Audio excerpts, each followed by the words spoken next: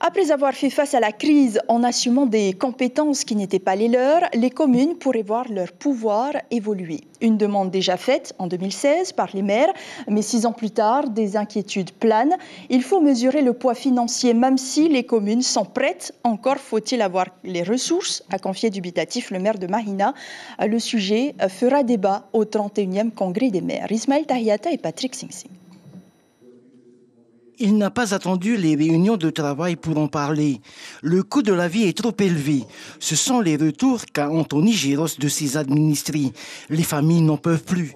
Il propose donc aux maires, au pays et à l'État de tout revoir à la baisse. Au niveau des communes, d'essayer peut-être de revoir le coût de leurs prestations de services, cantine par exemple, ou bien le coût des redevances, eau, ordures, etc. Et au niveau du pays, j'ai proposé de revoir la voilure des prélèvements obligatoires, autant celles qui touchent la fiscalité que celles qui touchent les prélèvements sociaux. Au niveau de l'État, je leur ai proposé, à la faveur du prêt de solidarité garanti par l'État qu'ils ont octroyé aux entreprises de Polynésie, de transformer le remboursement de ce prêt en effacement partiel ou total de la dette. Anthony Géros sera-t-il suivi par l'ensemble? En tout cas, cette proposition mérite réflexion. Autre sujet de réflexion, l'octroi de nouvelles compétences aux communes, pour celles surtout qui sont éloignées de Tahiti. Ces compétences font l'objet de 2 projets de loi à l'Assemblée de Polynésie. Ce qui est demandé aujourd'hui par les membres, par les maires, c'est de pouvoir exercer certaines compétences qui rentrent dans la vie sociale des communes. Je pense par exemple à ce que je suis en train de faire aujourd'hui à Pirin, les Jeux de Parinouï, où je m'occupe de ma jeunesse. Donc c'est normal que les maires puissent le faire, mais la jeunesse n'est pas la compétence des communes. Et la jeunesse, le social, et pour certains développements économiques. Donc nous sommes en train de regarder dans quelle mesure nous pouvons partager ces compétences avec les communes. Qui dit nouvelles compétences, dit nouvelles responsabilités et dit forcément nouvelles charges. Des coûts qui seront supportés par le budget des communes. À elles maintenant de voir quelles compétences accepter. Là aussi, il faut mieux mesurer. Est-ce que les communes aujourd'hui sont prêtes à prendre ces compétences, même s'il y a un accompagnement financier qui suit. Mais encore faut-il avoir les moyens, la ressource humaine pour accompagner cette nouvelle compétence dont l'État et les communes pourraient se doter. Là, c'est comme je disais, c'est une solution à la carte qui peut être apportée en matière de proximité avec les populations. Demain matin, dès 8h, première réunion de travail. Le thème, connaître les spécificités des communes de Polynésie et s'appuyer sur le cadre juridique pour apporter un plus à l'action communale. Parmi les thématiques abordées aussi, le budget, bien sûr. L'Agence française de développement vient de sortir un rapport sur l'exercice 2014-2020. Selon l'Observatoire des communes, les finances communales se portent plutôt bien malgré la crise. Bonsoir Cybèle. On avait jusqu'à présent l'habitude de connaître des budgets communaux sous tension. Ce n'est plus le cas aujourd'hui. Oui, les finances communales s'améliorent, vous l'avez dit. Un chiffre est significatif.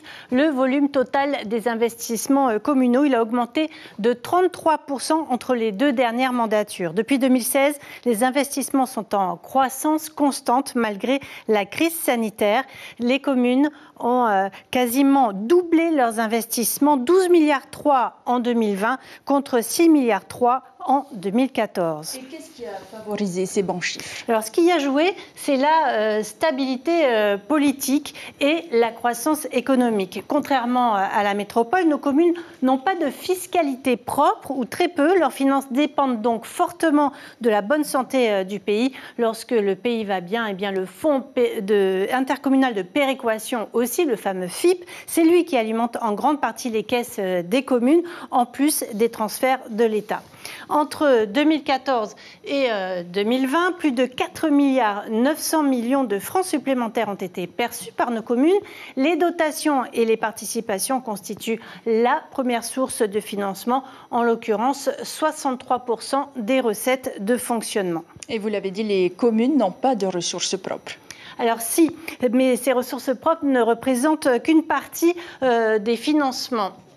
Alors, on le voit bien sur ce graphique, je vais vous parler des dotations et participations. Ici, en bleu foncé, c'est elles qui sont les plus importantes. Et ensuite, le reste des recettes vient des impôts et taxes et des redevances.